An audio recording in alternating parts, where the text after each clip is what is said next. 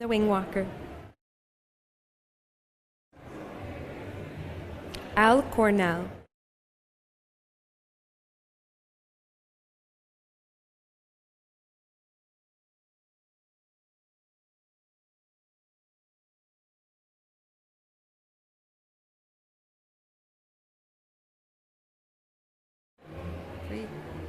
Okay.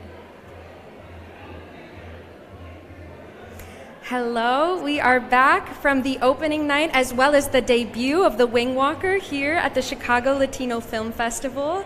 I am here with one of the actors from the film, Coronel. Thank you for being here with us. How does it feel to have your film finally make its debut? Oh God, I've seen the whole process. Max Arciniega, the co-writer, being a dear friend of mine, I've seen the whole process of him from creation to writing to finishing to them trying to get the movie made. It's been a 10-year-long process. So to be here now and see the final product, and not only that, but see the reaction of the audience to the film and the positive reaction that it was, is just, it's very inspiring. So I'm so glad and so honored to be a part of it. Yeah, we're so honored to have this film as our opening film for this festival, truly. When I saw the film, I just felt so honored that we could be collaborating with you all in this way. And it was a sold-out house tonight. It's amazing. How did it feel to have such a big audience tonight?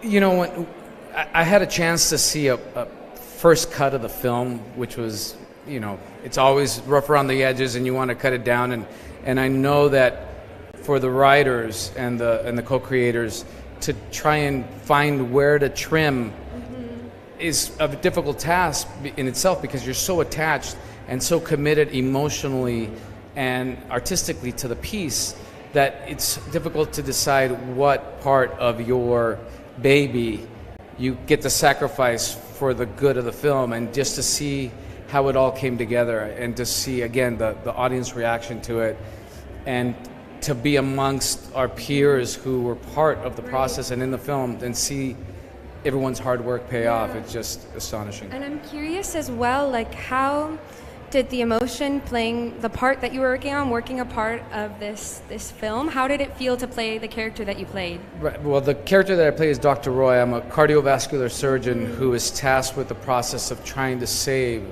Sophia, the daughter to Julian in the film, and she's on a transplant list. We don't know if she's gonna, she's been on a transplant list for a while. And Julian, I'm able to deliver this news to a father that his daughter has a chance at surviving because a heart has come available. And being a father myself, it was that part of me as a father that I was able to connect with.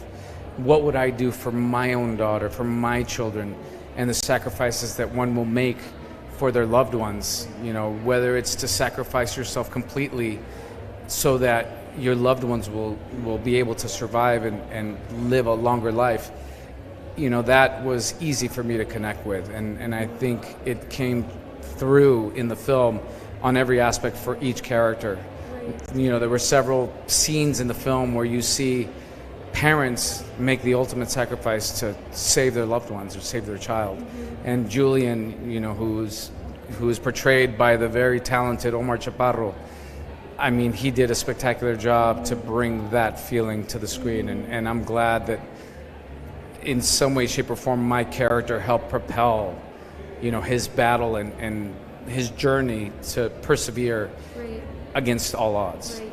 And we are so honored to have a film with this range of emotion and these stories that you all are telling as a part of our festival here. We're really honored for it to be a part of the selection. Yeah, it's also a very timely topic with immigration and all the things that are going on politically in and around the United States.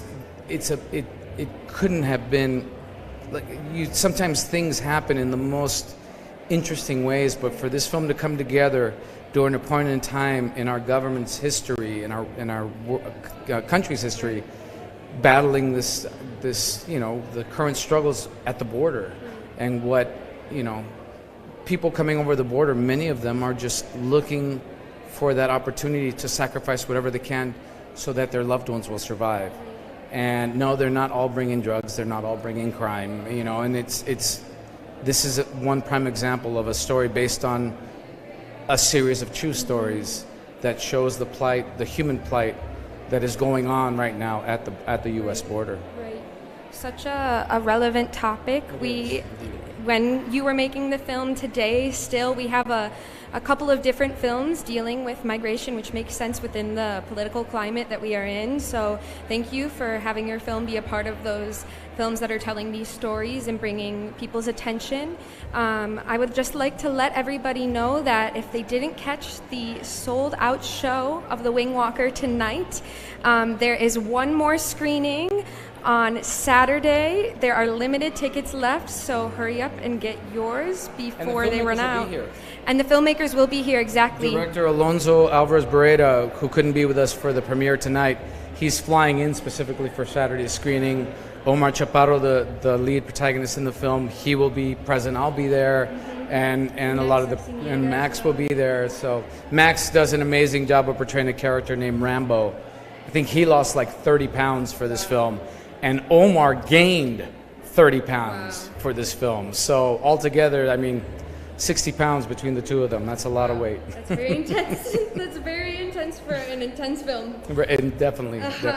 So, that is it, everybody, for now. In case you didn't see the show tonight, we'll be right back with more.